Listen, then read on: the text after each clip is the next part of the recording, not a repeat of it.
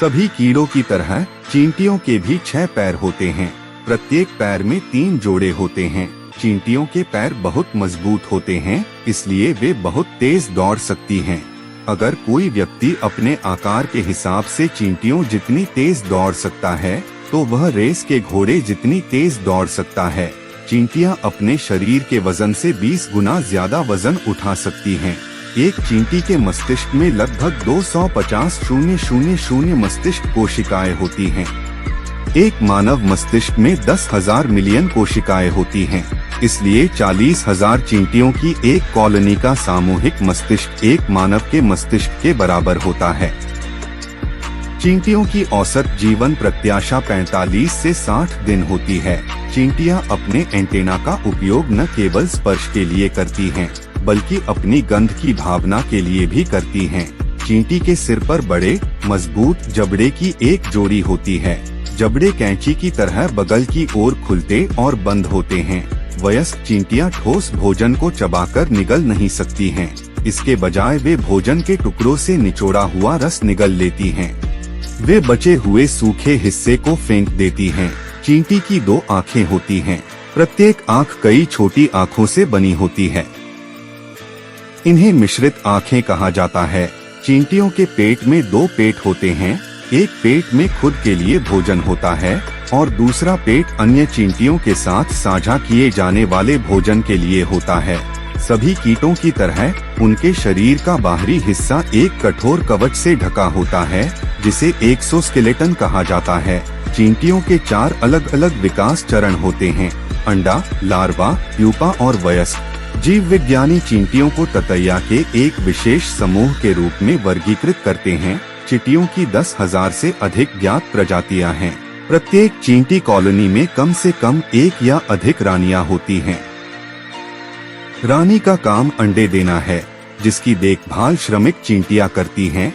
श्रमिक चींटियां बाज होती हैं। वे भोजन की तलाश करती हैं, बच्चों की देखभाल करती हैं और अवांछित आगंतुकों से घोंसले की रक्षा करती हैं। चींटियां साफ सुथरी और स्वच्छ कीट होती हैं। कुछ श्रमिक चींटियों को घोंसले से कचरा उठाकर बाहर एक विशेष कूड़े के ढेर में डालने का काम दिया जाता है। चींटियों की प्रत्येक कॉलोनी की अपनी गंध होती है। इस तरह घुसपैठियों को तुरंत पहचाना जा सकता है। कई चींटियों जैसे कि आम लाल प्रजाति के पास एक डंक होता है, जिसका उपयोग वे अपने घोंसले की रक्षा के लिए करती हैं। आम काली चींटियों और लकड़ी की चींटियों में डंक नहीं होता, लेकिन वे फॉर्मिक एसिड का छिड़काव कर सकती हैं। कुछ पक्षी अपने पंखों में चींटियां रखते हैं, क्योंकि चींटियां फॉर्मिक एसिड छिड़कती हैं, जो परजीवियों से छुटकारा दिलाती हैं। गुलाम बनाने वाली चींटी पॉलीएर्गस रूफसेंस अन्य चींटियों के घोंसलों पर हमला करती है और उनके प्यूपा चुरा लेती है। जब ये नई चींटियां अंडे से निकलती हैं, तो वे कॉलोनी में गुलामों की तरह काम करती हैं। श्रमिक चींटियां अंडे और लार्वा को उम्र के हिसाब से अलग अलग समूहों में रखती हैं। रात में श्रमिक चींटियां अंडे और लार्वा को ठंड से बचाने के लिए घोंसले में गहराई तक ले जाती हैं। दिन के समय श्रमिक चींटियां कॉलोनी के अंडे और लार्वा को घोंसले के ऊपर ले जाती हैं, ताकि वे गर्म हो सकें। अगर किसी श्रमिक चींटी को भोजन का कोई अच्छा स्रोत मिल जाता है, तो वह गंध का निशान छोड़ती है, ताकि कॉलोनी की दूसरी चींटियां भोजन पा सकें।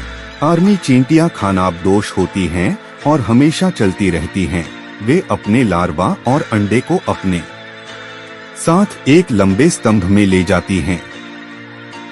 दक्षिण अमेरिका की आर्मी चींटी में 7 लाख तक सदस्य हो सकते हैं। लीफ कटर चींटियां किसान हैं। वे पत्तियों के टुकड़े काटती हैं, जिन्हें वे अपने घोंसलों में वापस ले जाती हैं। वे उन्हें चबाकर गूदा बना लेती हैं और एक खास फंगस इसे उगाता है। चींटियां पत्तियों को नहीं पचा सकती, क्योंकि वे सेल्यूलोज को नहीं पचा सकती।